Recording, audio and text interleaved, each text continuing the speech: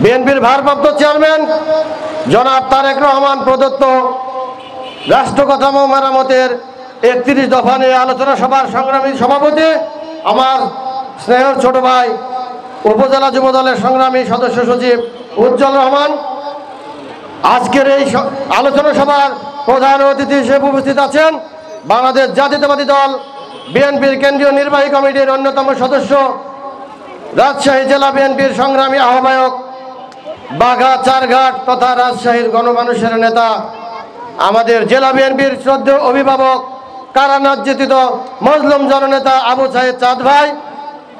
আজকের এই অনুষ্ঠানের উদ্বোধক হিসেবে উপস্থিত আছেন আর এক বর্ষিয়ান নেতা, তানুর গোদাগাড়ির কৃতি সন্তান, রাজশাহী জেলা বিএনপির সংগ্রামী সদস্য সচিব, আমাদের বিগত আন্দোলন সংগ্রামে যিনি নেতৃত্ব দিয়েছেন চাঁদ ভাই জেলে থাকার কারণে, সেই রাজপথের লড়াকু সৈনিক আমাদের অধ্যাপক শ্রী বিশ্বনাথ দাদা।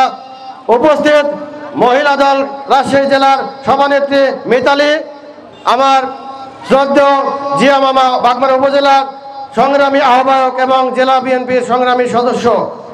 এছাড়াও রাজপথে রাজশাহী জেলার 23টি ইউনিটের আমার সাথে যার পদার্পণ ছিল বিগত আন্দোলনে, সেই স্নেহের ছোট ভাই রাজশাহী জেলা ছাত্র দলের সংগ্রামী আহ্বায়ক শামীম সরকার সহ উপস্থিত সকলকে বাংলাদেশ জাতীয়তাবাদী যুবদল রাজশাহী জেলা এবং বাগমারাবাসীর পক্ষ থেকে সংগ্রামী সালাম, আসসালামু আলাইকুম। বক্তব্য তো আর সময় নাই, বক্তব্য আজকে আমরা চাঁদ ভাইয়ের কাছে শুনবো, কিন্তু ধৈর্য হারাইছেন আপনারা। এত তাড়াতাড়ি ধৈর্য হারালে এখনো অনেক পথ পাড়ি দিতে হবে।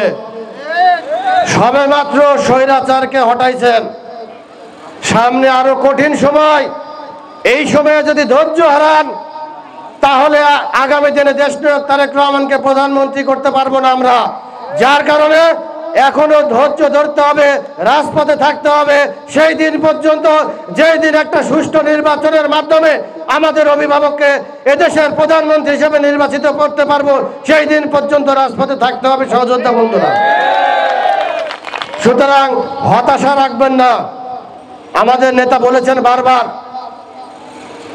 সামনে অদৃশ্য শক্তির সাথে লড়াই করতে হবে।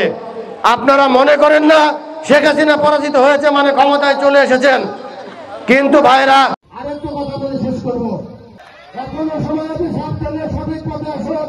নইলে জনগণ যদি আপনার পিছে তারা করে, কোন জনগণ তারা করবে? যেই জনগণ বিগত আন্দোলনের রাজপথে ছিল তারেক রহমানের, সেই জনগণ তারা করলে আপনি কিন্তু আর এলাকায় ঢুকতে পারবেন না।